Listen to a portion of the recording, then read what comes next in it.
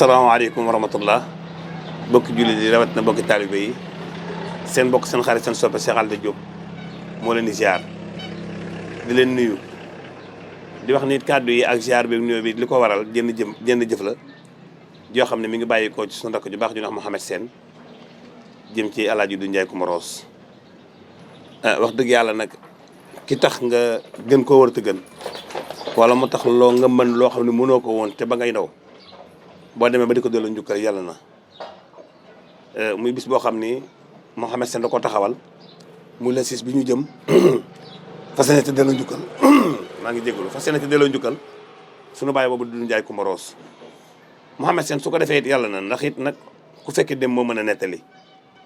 yàlla dafa dogal Mouhamed Sène ci ñun ñi la nekkoon sama diggante Moussa Mbaye di nu tëggal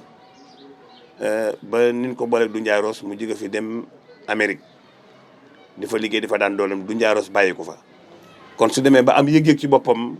ni góor gi làqu na ginnaawam ñëw na war na ko war a mën a delloo njukkal ci sargal ko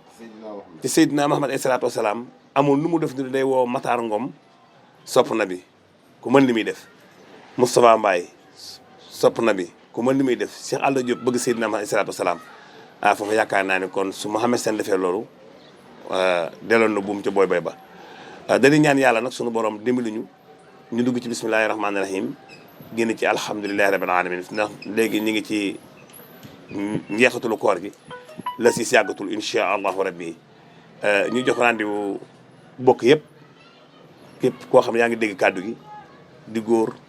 ak jigéen mag ak ndaw ñu ngi lay jox rendez-vous incha allahu rabbi ci bisub Mouhamed Sène boobu ñu defal sunu baay boobu Alaaji du Njaay Rose ñu ñëw fa rek ñu bokk taggandoo yonente ay salaatu salaam xëy wàcce kaamil lépp luñ forotal ci wàllu yiwoo yàlla na ko fekk fu mu tëdd ci barke yonente ay salaatu salaam ñun ñi nga xam ne tamit ñooy dese barke bi ak yiw bi ñun ñu fi desandi suñu borom defal ñu dese barke bi ak yiw bi barkat Seydina Muhammad alayhi salaatu wasalaam lii daal moo doonoon kàddu yi ci mu néew mu bari ni ci des nag dañuy def nag nabin ala kuli lana min muxaddamo sama géer gaange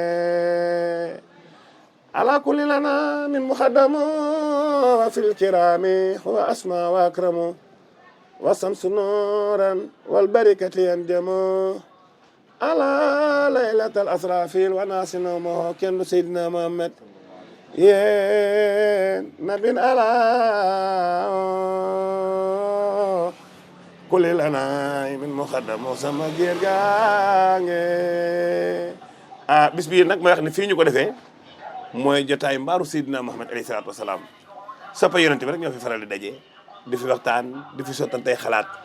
kon su Mouhamed Sène da def bis bi ci sunu baay du Njaay Rose ñu def déplacement ñëw ba fekk ma ci biir mbaar mi fii wax dëgg yàlla fii ñu ko defee yàlla ñëpp ñu defee ko fi kon sunu borom yàlla na yàlla defal jàmm